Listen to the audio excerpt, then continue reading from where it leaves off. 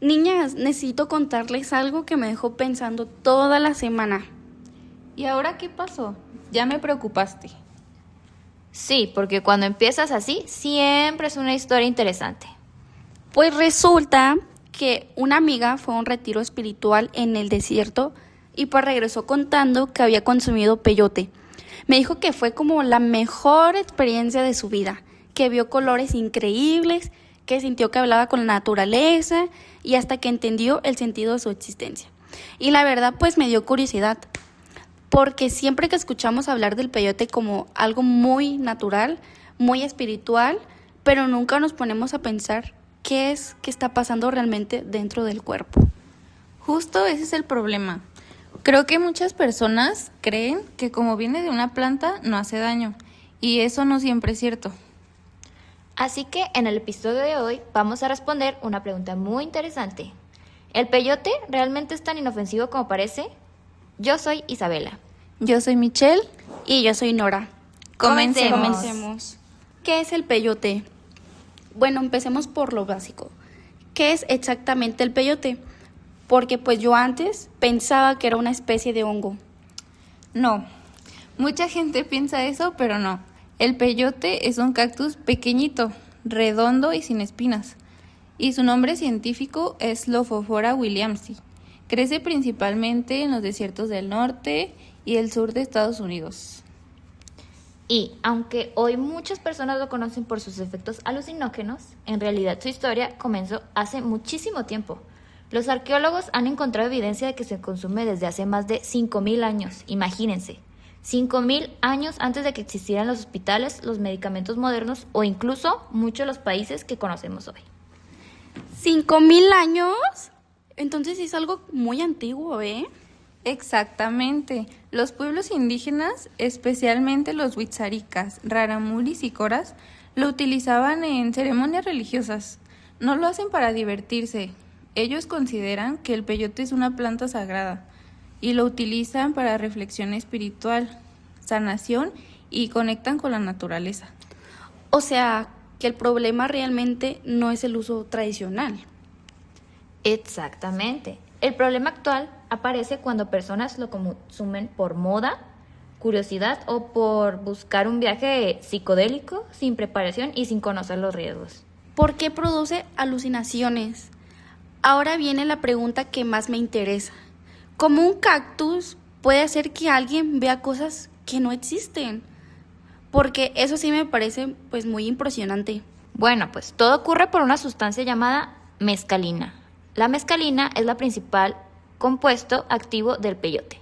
Cuando una persona lo consume, esta sustancia pasa al estómago, después a la sangre y finalmente llega al cerebro. Y aquí empieza lo interesante. Nuestro cerebro tiene unos receptores llamados 5-HT2A. Normalmente estos receptores responden a la serotonina, que es como un neurotransmisor relacionado con el estado de ánimo, el sueño, las emociones y la percepción. La mescalina engaña a estos receptores y se une a ellos. Entonces el cerebro empieza a interpretar la información de una forma distinta. Y entonces eso hace que la gente pues vea colores o figuras o cómo. Exactamente. Los colores parecen mucho más brillantes, las formas cambian, los sonidos pueden sentirse como si tuvieran color. Algunas personas sienten que el tiempo pasa muy lento, otras creen que salen de su propio cuerpo y algunas hasta incluso dicen sentir una conexión muy intensa con todo lo que los rodea. Pero pues no todo es bonito, porque al mismo tiempo la mescalina activa el sistema nervioso simpático. O sea, el cuerpo entra en un estado de alerta y es por eso que aumenta la frecuencia cardíaca y la presión arterial, así como la temperatura y las pupilas se dilatan por completo. ¿Qué le pasa al paciente? Entonces, si un paciente llega al hospital después de consumir peyote, ¿qué es lo que veríamos? Bueno, pues lo primero suelen ser náuseas. De hecho, muchas personas vomitan antes de comenzar con las alucinaciones. Después aparece sudoración, escalofríos, pupilas muy dilatadas, aumento de la frecuencia cardíaca, presión arterial elevada y dificultad para coordinar algunos movimientos. Ya en la parte psicológica aparecen las famosas alucinaciones, pero también pueden presentarse algunos cambios bruscos de emociones. Es decir, si está feliz puede ponerse triste o así. Una persona puede pasar de estar riéndose a sentir mucho miedo en cuestión de segundos. Entonces, eso es a lo que le llaman mal viaje, ¿verdad? Exactamente. Un mal viaje puede incluir ansiedad extrema, ataques de pánico, paranoia o la sensación de que alguien quiere hacerte daño. Incluso algunas personas pueden ponerse agresivas o intentar escapar porque creen que están en peligro. Y eso aumenta muchísimo el riesgo de sufrir accidentes. ¿Produce adicción? Yo siempre había escuchado que el peyote no era adicción o que no la genera. ¿Eso es cierto? Es una verdad, pero a medias. No suele producir una dependencia física como el alcohol o los opioides. Es decir, el cuerpo normalmente no desarrolla un síndrome de abstinencia, pero sí puede llegar a generar dependencia psicológica. Hay personas que quieren repetir una y otra vez esa sensación de euforia o de conexión espiritual. Además, aparece tolerancia. Eso significa que cada vez necesitan consumir una cantidad mayor para obtener el mismo efecto. ¿Y qué pasa cuando dejan de consumirlo? Algunas personas pueden presentar ansiedad o parecer irritables. Pueden tener problemas para dormir o tristeza y a veces el deseo intenso de volver a consumirla. Bueno, pues ya vimos todo lo malo, pero pues si alguien llega como intoxicado, ¿qué hacen los médicos? Pues lo primero es mantener al paciente tranquilo y evitar que pueda lastimarse. Se revisan constantemente los signos vitales, el estado de conciencia y la hidratación.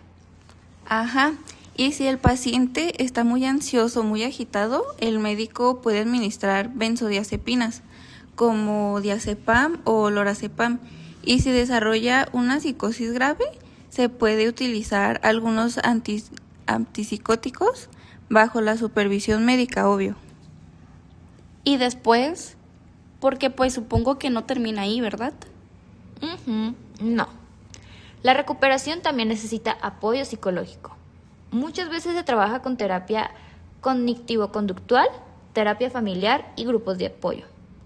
También es importante que la persona cambie ciertos hábitos, como evitar ambientes donde haya consumo de drogas, dormir bien, hacer ejercicio y mantener una buena alimentación.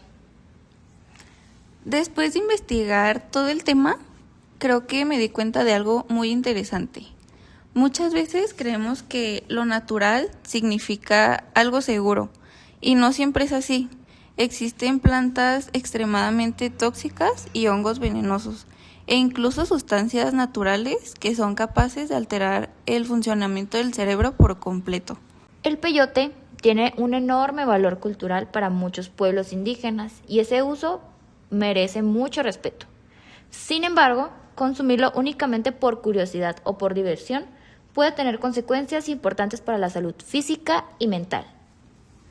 Creo que hoy me quedó muy claro que antes de probar pues cualquier sustancia hay que informarnos pues muy bien, ¿no?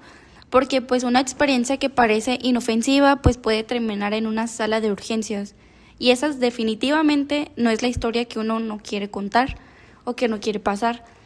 Muchas gracias por acompañarnos. Espero que este episodio les haya servido para conocer un poco más sobre el tema del peyote. Este es de nuestro punto de vista. Nos escuchamos en el próximo episodio de ¿Natural significa seguro? Hasta la próxima.